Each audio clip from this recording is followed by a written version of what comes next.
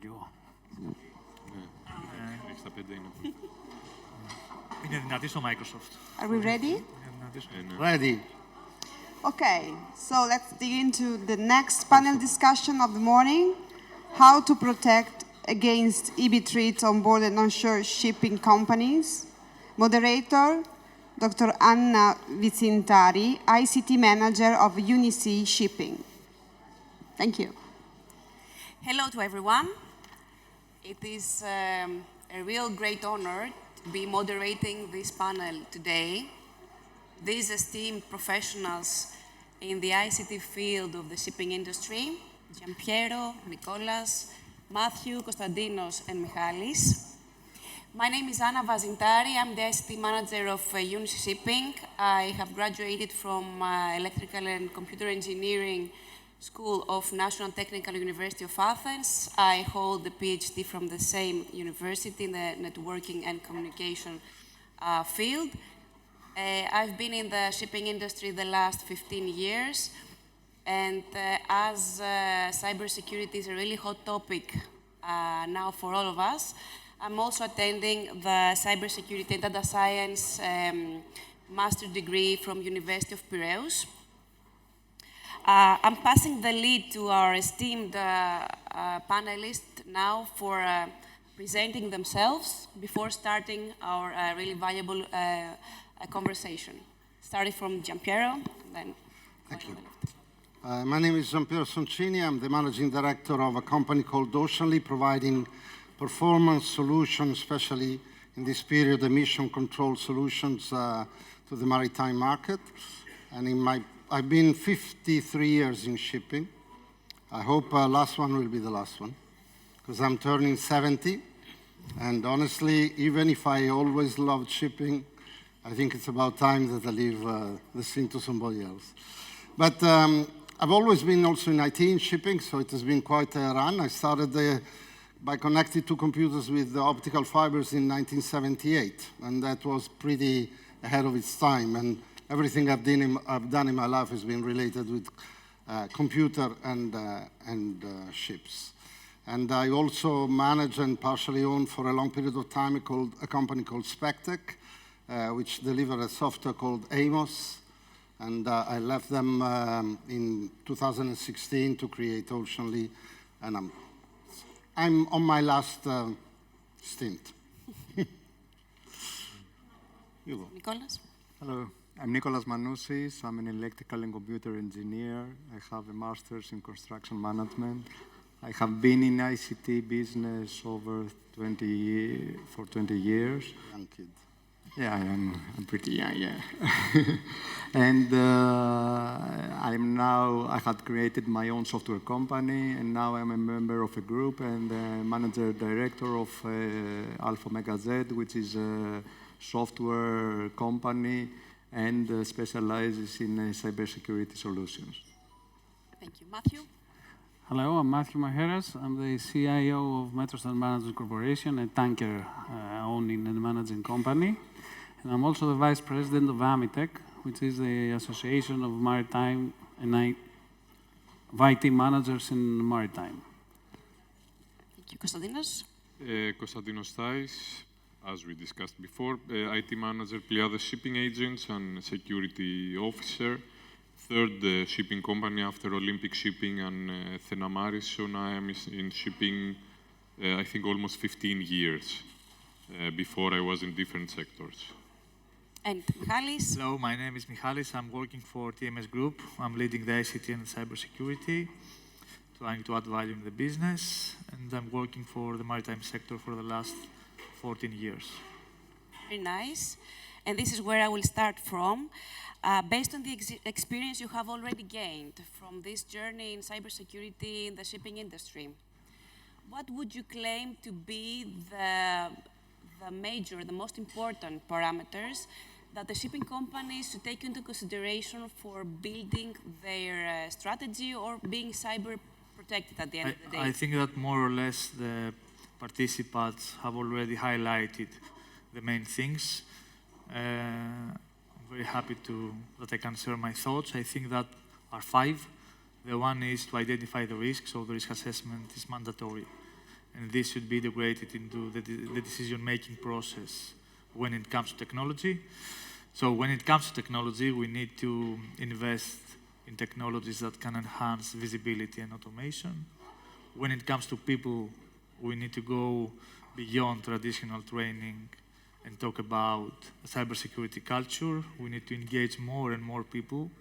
And I think that the CISO should not only have a seat only in the board level, but also should get on board, identify and feel the crew members, because security is not a service, it's an experience.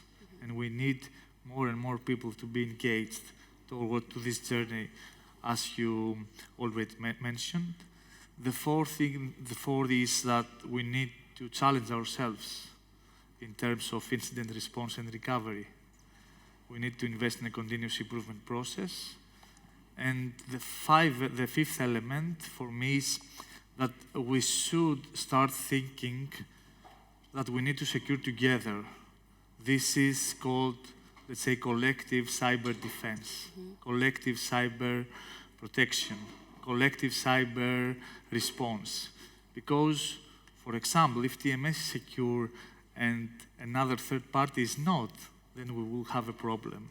So I think that the sector is mature enough to start thinking of one mechanism for security operations center, one mechanism for incident response, one mechanism for incident protection. I think that we are mature enough because now the maritime technology drives the maritime sector. And in the next years, upcoming years, more and more technology solutions will be integrated because we are talking for the digital ship. In the next 2 years, we will talk about the AI-driven operation in the maritime industry. So I think that it's very important. Thank you. Many, many things you have commented already. And I am bridging that with the next question for Matthew. To what extent top management commitment is vital for guaranteeing the company's cybersecurity strategy, and thus for maintaining an adequate level of cyber defense? Okay, let me start by matching two words by well-known saying that says that culture eats strategy for breakfast. So top management and the board are the ones that can work on the culture thing, okay? We cannot. Technical people cannot work on the culture thing. You can have as many systems as you like, but if the culture is ignorant, there will be no progress whatsoever. Okay, as I said in my presentation, if the board only knew the work of cybersecurity, the NIST framework, identify, protect, detect, respond, recover, it would be a great start because they would know where the budget goes to. For example, in a normal operation, when everything goes well, a security operations center might seem like a luxury. Even simulation, an attack simulation might seem as a great luxury. And if you tell them to do tabletop exercises, we'll say, why bother? There's no issue. Well, that's not the case. They should be more educated. They should hear a presentation like Kostas, so they know what's coming, to see the radar, and know what's happening. And that would make top management more engaged and also knowledgeable to know not to spend the money in things that might spend a fortune and do nothing. That's my view. Nice bridge for Konstantinos. Is this the major benefit when it comes to sharing incidents with the industry? Is it that this will help CISOs or IT managers find the budget needed from top management and, at the end of the day, top management commitment so that the strategy is better structured? It is, because I remember when we started back at Thenamaris, when we were asking management for a budget for a cybersecurity audit. It was one of the projects that every year it was sent to the next year and sent to the next year, until quite early, I would say, they said, okay, let's run it. But still, it was not the period of high risks and of everyone in the industry talking about cybersecurity. In the meantime, the risks have increased in an amazing factor. But I think that the cases that have come up in all of these years, especially shipping, okay, many cases have come up, like LinkedIn and other hacks, but what is more important for us is that the shipping industry is affected. And we all know about the big cases like Maersk, but for every case like Maersk, there are many smaller ones that might not come to the news or might not really be discussed openly, which is also one of the reasons that they should, because every case that is discussed openly will help us make our case clearer. It has evolved a lot, and luckily I see that the companies I've been in, they have adapted. They want to invest into cybersecurity. They are hugely aware about security. They have been victims, and it might be more than one time, because there are many little things that can be affected. It's not always a phishing email or something. It might be many other different things that might just shut down a system or get some data or ask you for a small amount to be sent to a different bank account. We've all been through this. So yes, I think that communicating and openly discussing this issue, not only among us, but with stakeholders, with people from other sectors as well, because it's always interesting what are banks doing, what are high-risk sectors doing, airplane companies, and so on. So this helps us build our case towards our management as well. Really good point, to be open and to try to understand other industries as well, because the threat is the same. So maybe the technicalities or even the strategy may be shared to shipping industry to help us here. Konstantinos, in his presentation, he mentioned also third-party risks, about third-party vendors previously. So going to Giampiero with this question, how is third-party vendors, softwares, new applications may upset the cybersecurity balance for shipping companies? I think Konstantinos has replied, but as he mentioned also the Maersk case, I want to read some numbers, because what I found out is that nobody probably outside this panel ever read the Maersk report, which was mind-boggling. It was, of course, Maersk is a huge company, but very few people know that, A, it was attacked from a third-party provider, software, and essentially by not a ransomware like a lot of people think, but by destroying kind of virus, which destroyed and made completely inoperative 49,000 laptops, all the print capabilities without the company, all 1,200 applications that the company had, far too many, may I say, but all 1,200, of which 1,000 was destroyed beyond any possibility of recovery. And it put out 3,500 out of 6,200 servers. So it was a massive disaster where the people who did it didn't make any money, except that they destroyed a total of $10 billion, because they attacked also FedEx, Merck, which is a pharmaceutical company, or Saint-Gobain, and so on. And everything came from a third-party provider. So that means that it doesn't matter how much you protect yourself if you don't make sure that every single body you're talking to, or every single body who comes into your office, is also extremely aware of what they are doing. Because if I go to a customer of mine, I install my solution in their office, and I haven't done my duty, I haven't done any penetration test, I haven't taken any precaution about making my software not penetrable, then I destroy my customers. Michalis has also mentioned that in one of his 5 points, that it is vital not to make an assessment, a risk assessment in the field that you know your company, but also with whom you are cooperating. So third-party vendors may have access to your system. Yeah, Konstantinos said before he thought it was 90% of the issues to the outside. 99. Now it's 99. So it's very, very, very important. If you protect yourself, but you don't verify that your suppliers are protected, then it's useless. Mm-hmm. So going to Nikolas, there are many technologies nowadays.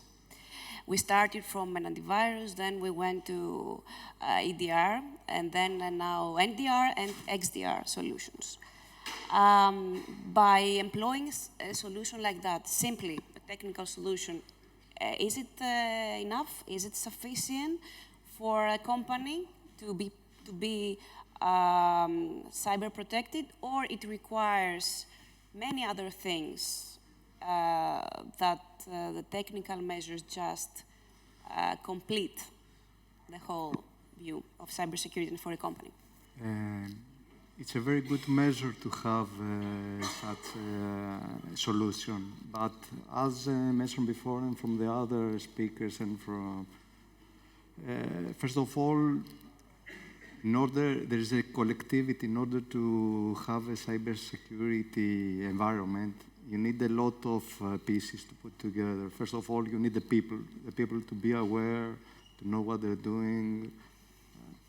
Second of all, as you mentioned before, every institution or a marine company or every other company, it has various systems. Some legacy systems, some newer systems, and all that. So, okay, one solution in order to have a specific cybersecurity awareness and to reach at a certain level is to put a wall into them, which an XDR solution does that. But you need to do more things. And what mentioned from Giampiero, okay, what I think is need to be done is security by design.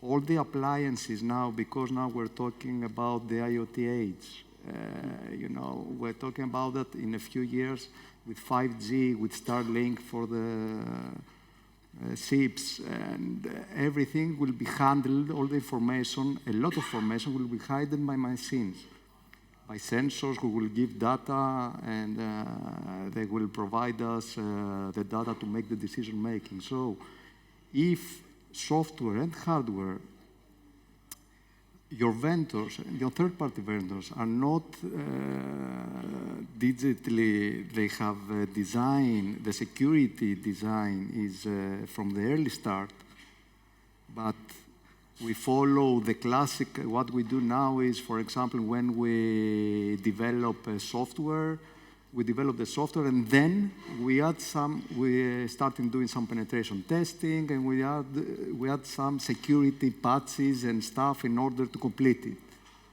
That's not the case in the future. You need, from the early start, to take into consideration the security. Security, but by design is something that we all request from the other side. And imagine that companies. till in an ideal world, everything is security by design.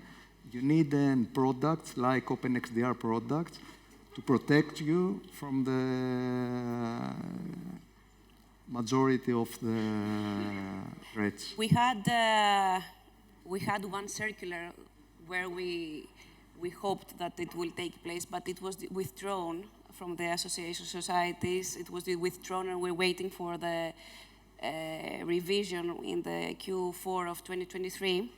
We hoped for that regulation to be there for us, for the shipping companies, to help us prepare the baseline required.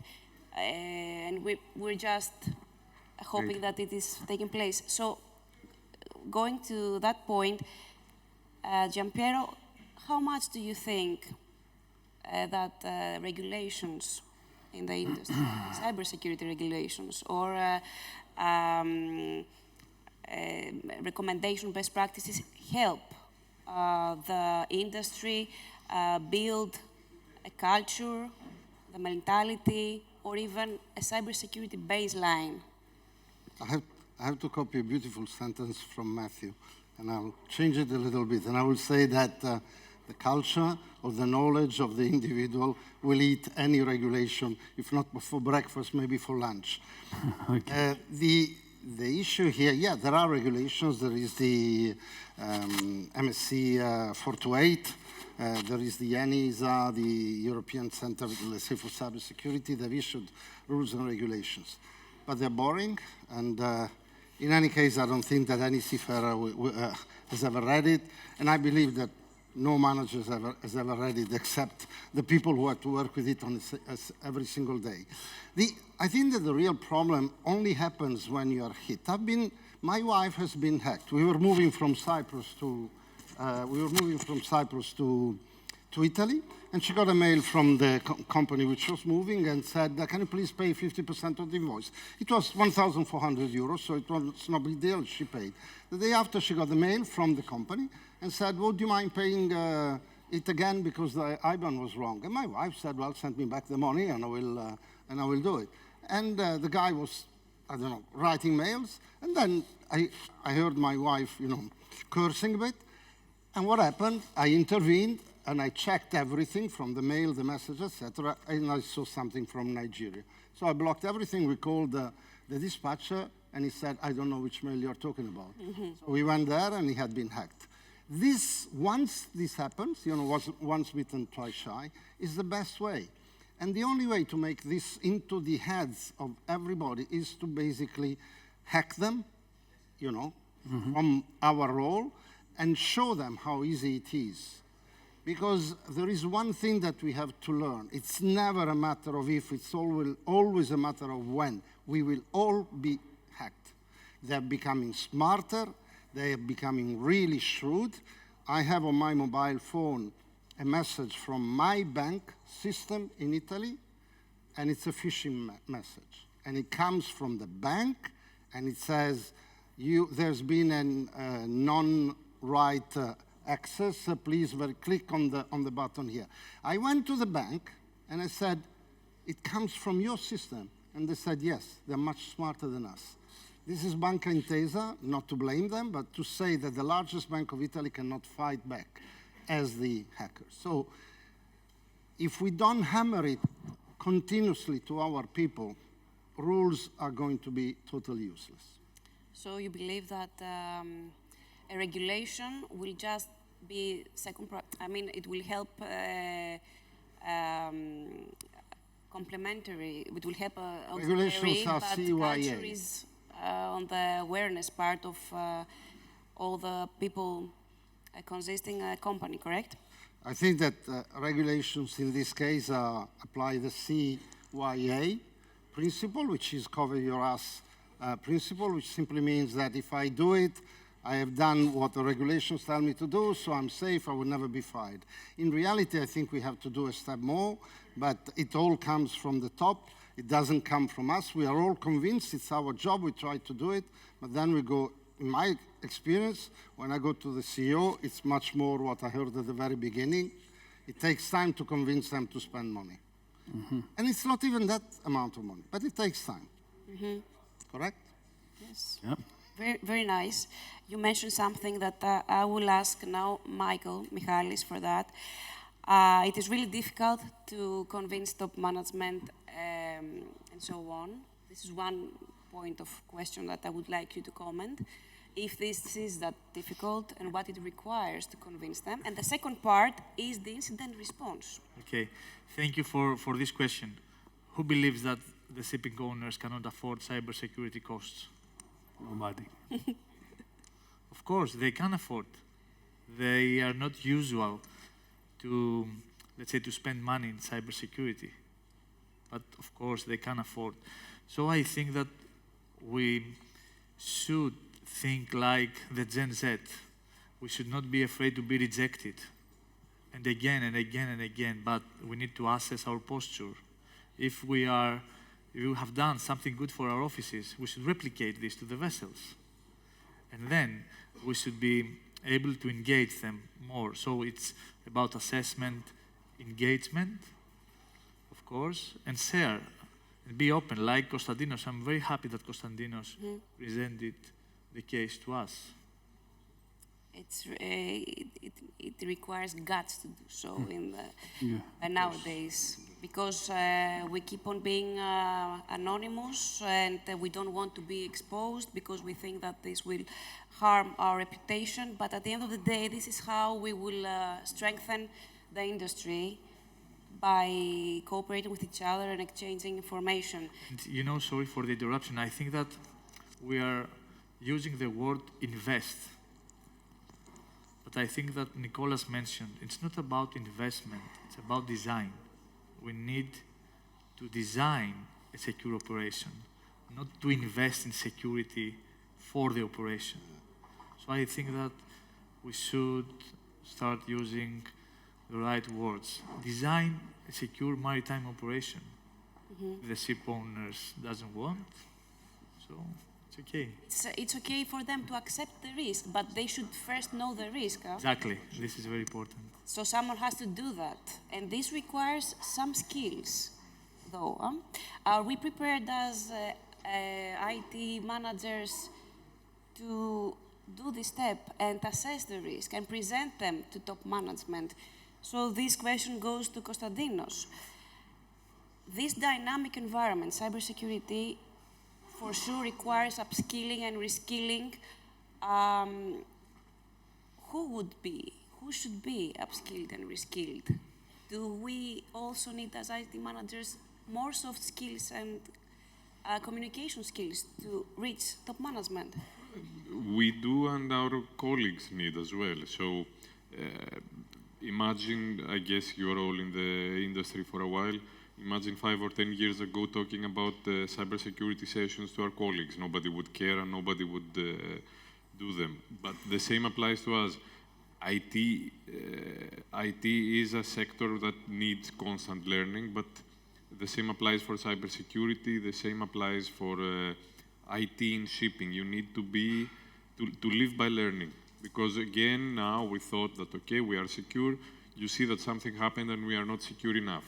And you see that it happens from confident users. In our case, for example, it was a confident user. You don't need only to worry about the people who are not very IT literate, who may be at the reception or at accounting, because they will come and ask you, is this okay?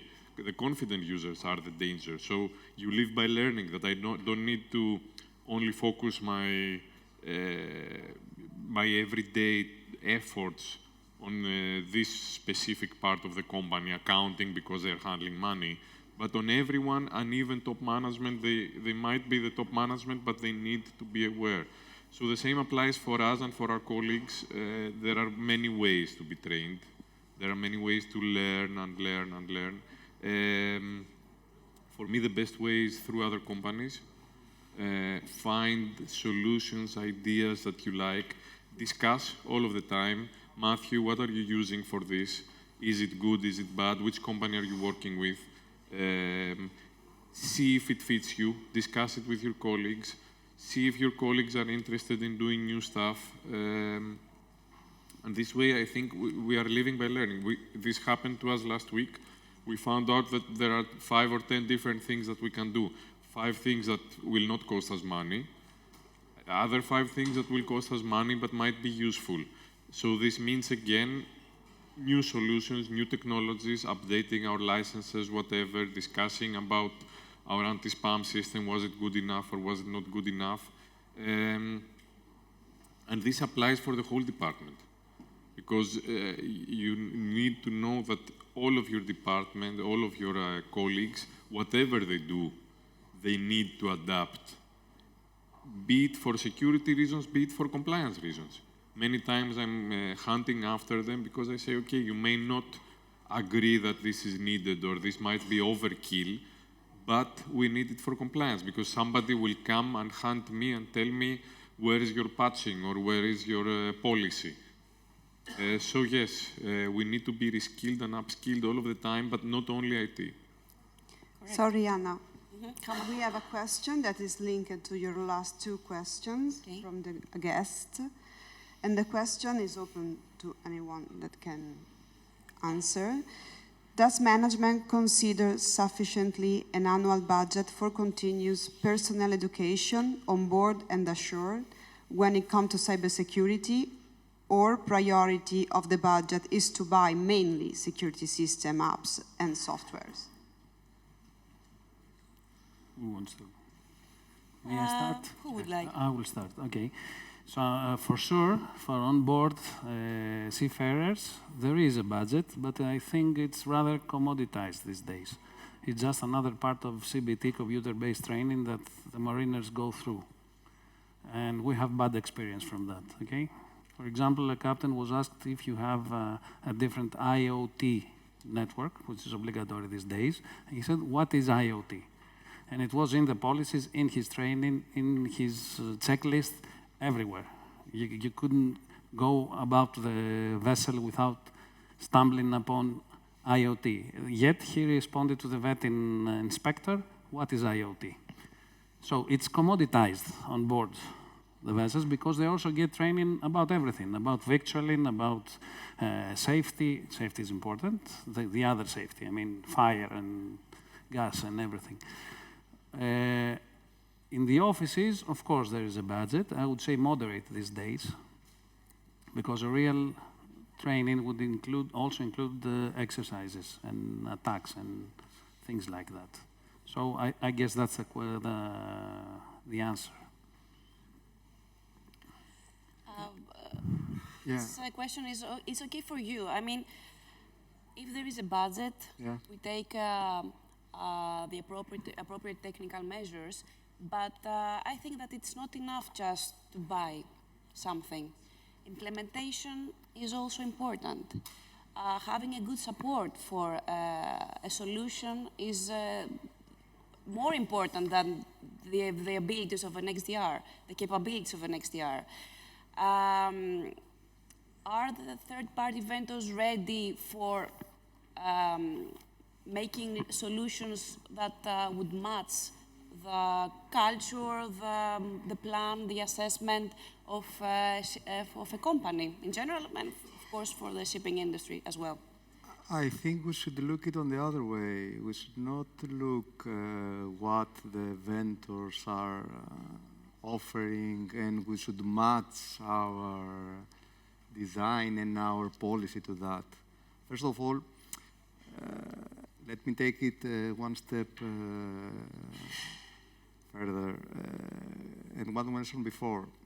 First of all, we must not see cybersecurity as another regulatory aspect that we have just to put a tick on it. Okay? It must be, as mentioned before, a culture. The budget should obviously be in I think we should invest and in people and in solutions. Okay, equally, I don't know equally, depends on how is the company, the structure of the company, the manpower, the policies and all that.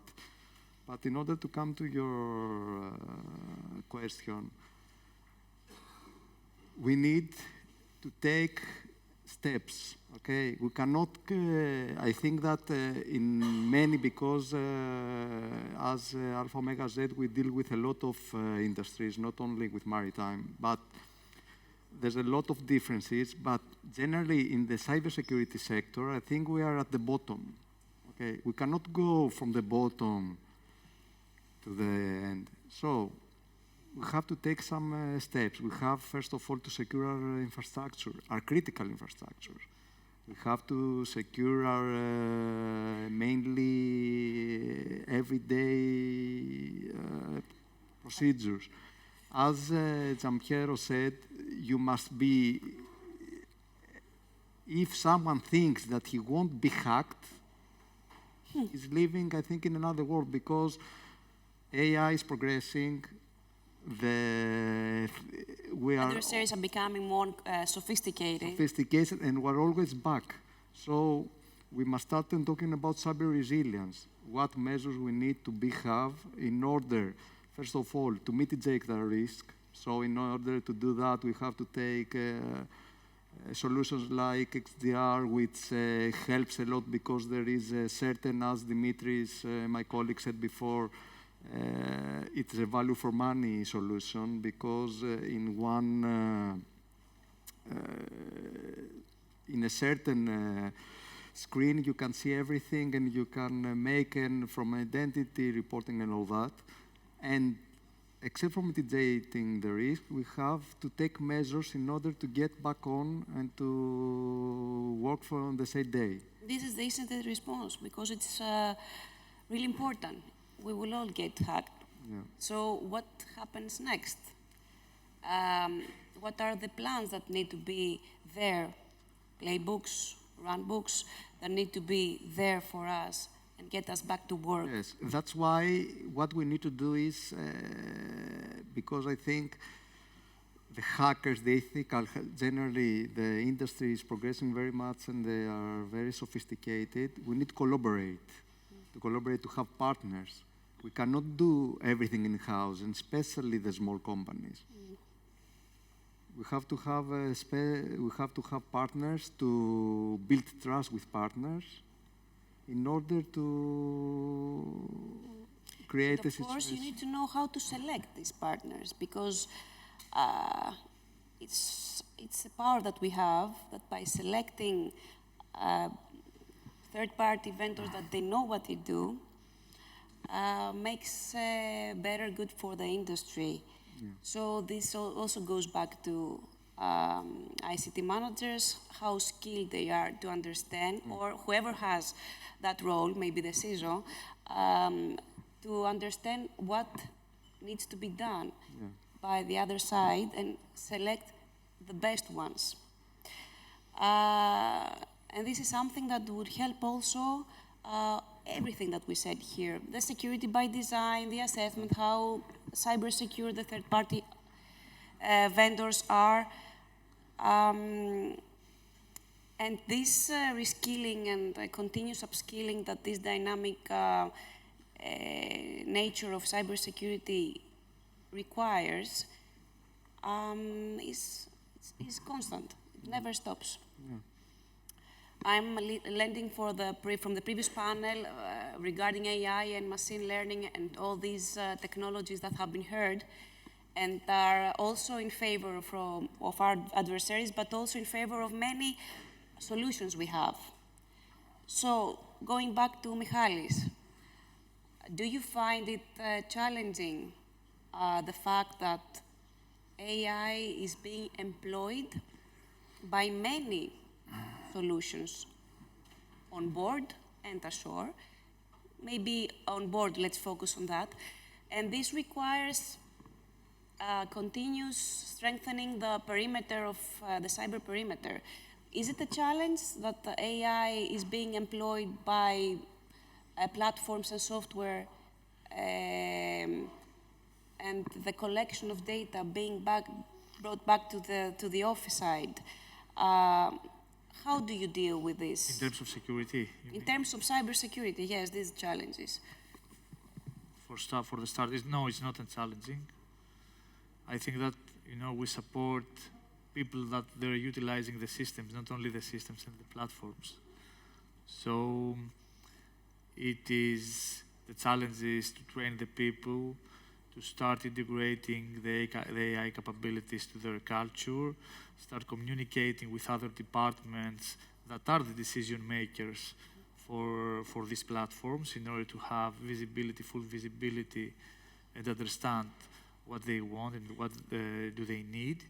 But also there are solutions that they have AI assistance, for example. So I don't think that this is a challenge. We're working in technology, so things are changing constantly. So for us, the constant is the change. So no, for me, it's not a challenge.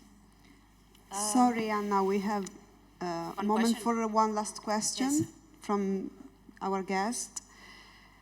Except the traditional security system, firewall, anti-spam, antivirus, users awareness program, etc., Still, the incidents are there with same format. What is missing? Or the security is a business that need to raise needs and so make money for the players? Maybe you can, Nikolas. Maybe. Yeah, I think it means what we said, a general design perspective, because we see all these solutions at the spam, firewalls, CDRs, we see them, okay, I put an EDR there, I have a firewall there. If you don't have the whole picture, and if you don't create a holistic environment where everything integrates and there is interoperability between them, then things will all happen because there will be loopholes. Okay, I will make a small example and from the construction. Okay. You are building the house, and now we're talking about thermal and isolation and all that. Okay, if you isolate your window, you take a thermal window, that doesn't mean that your wall will not have the heat. So if you don't create an integrated environment, then, okay, you have loopholes.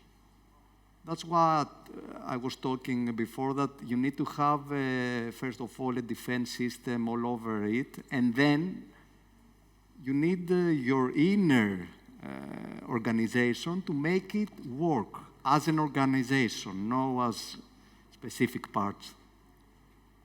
But at the end of the day, even if you have all these measures, yes, there might be, like Konstantinos had, there will be incidents. So we will all get hacked at some point. Yeah, there will be. So it's not a matter maybe of loops, or you may have thought everything and maybe you get targeted. So it's a matter of the risk, how much damage you will have. Correct, okay. correct. We need to mitigate the risk. Okay, if there are systems, there is people that know, they are aware, then there will be a quick response, and the risk... It's about the incident response after the event has occurred, the incident has occurred. Everything. Giampiero, what is your opinion about that part, the after party of an incident? The after party of an incident, I don't have any opinion on that. Oh? I don't have any opinion on that. I hope it will never happen. What I can tell you is that I was thinking about one thing. Sometimes bad things create good things. So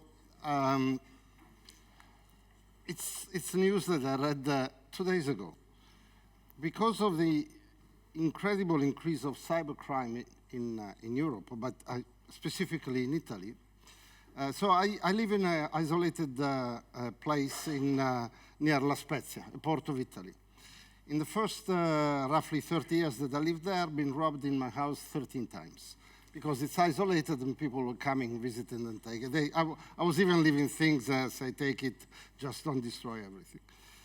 Since the last 15, zilch. And I just read the news that in the last 10 years, thefts in homes in Italy have dropped 50%. The reason is that cybersecurity is very secure for a thief. They never get caught, and essentially nobody goes after them if they steal 1 or 2 or 3 or 4 or 10 or 20,000 euros because the police doesn't have the means to do it. So I was thinking how funny it is that from a new cybercrime we have become more secure. I feel more secure now in living my home for a long period of time. So never stop hoping that, you know, maybe something good will come out also from bad things. That's the only thing I can say.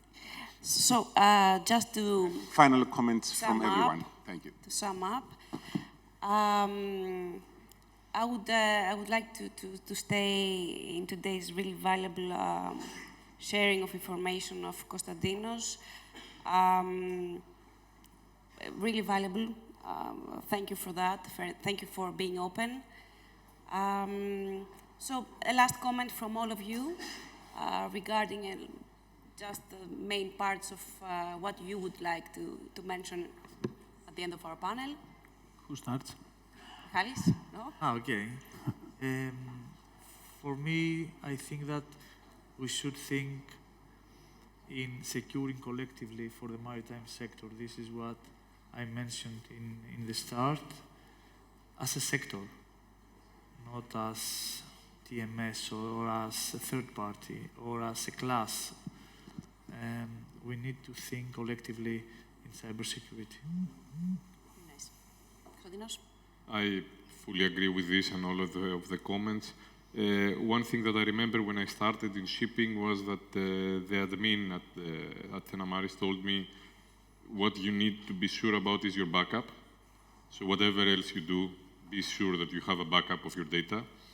And the other thing that I have learned during all of these years is honesty and openness in all directions, because only this way you can go forward towards your colleagues, towards your management, and towards all other people in the industry and in other industries as well. Matthew? I will take this chance just to bring up the AMMITEC role in all this, our association's role, that plays a great part in the culture and awareness part of the equation, because our members are the IT managers, and we call not only IT managers and the other people working with data and digitization and technology in maritime companies. And we bring our members to events such like this one. That's a great way to learn about things. And we disseminate knowledge, and we have a very important tool, which is the forum.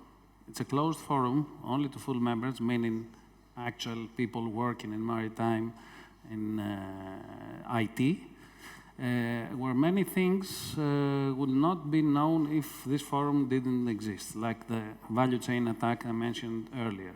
It was in there that we learn about it, who did it, what was that. So this builds up culture, and people go back to their companies and bring back the good or the bad messages. Very nice. Yeah, I would like to mention that with AI, with IoT, with the network progressing, with there is a geometrical pace of the digitalization of our whole world is progressing with a geometrical pace. So we must think, as we are like physical security and safety, and we are investing money in it, and it is already in our culture, we must have in our culture the safety, the security of the world that it is formatting right now. So cybersecurity should be just like physical security. It should be a standard. We should not talk about, to convince someone about how to be secure, if he has to be secure, cyber secure, but to have it in an ordinary corporations. Yeah, I'd like to, I like shipping companies to look at what they do for accidents and oil spills, and repeat the same procedures for an IT accident. So have maybe the same emergency room, but have emergency procedures and emergency recovery plan regularly tested like you do for an oil spill. Very nice. Very nice to finish our panel. Thank you. Thank you very much. Thank you all. Thank you.